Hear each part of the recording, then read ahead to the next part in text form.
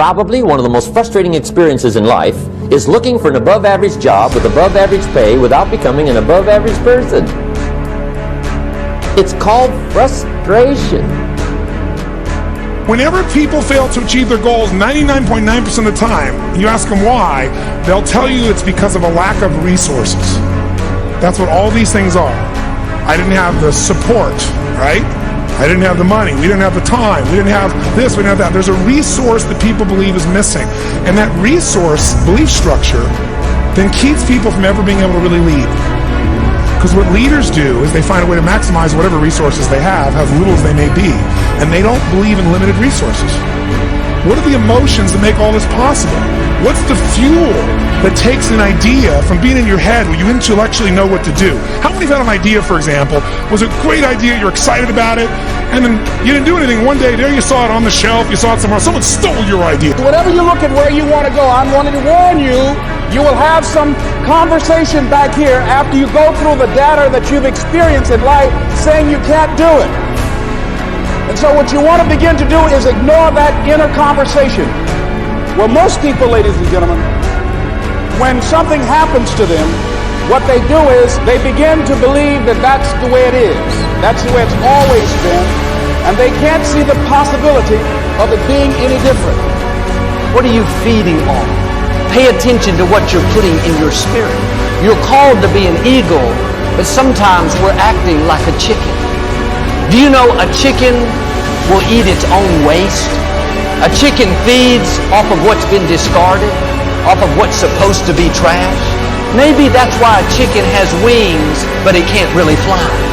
It holds on to what it should have released.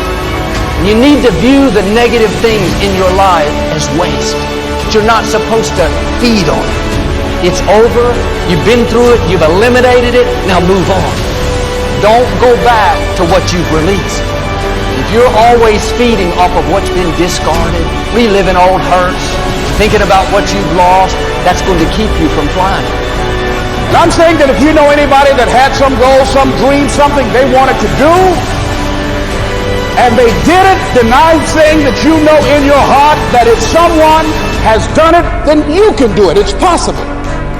And that if someone can make their dream become a reality, that it's possible that you can make your dream become reality. And so as you begin to look at where you want to go, beginning to embrace that, it's possible. I'm blessed and highly favored. I've got a lot going for me. I've got some good stuff in me. And it's possible that I can bring my greatness out here in the universe. That I can do what I want to do. It's possible I can write my own book. I can have my own business. I can take the trip and travel around the world. It's possible. I can bounce back from adversity and reinvent my life. It's possible. Regardless of where I am, the things can get better for me. It's possible. What direction is your attitude taking you? In your marriage, in your relationships, are you kind, respectful, fun to be around? In your career, are you positive, being your best, helping others? Or do you need to make an adjustment?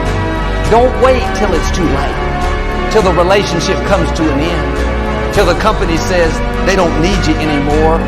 Make the changes now. Get rid of anything you know that's holding you back.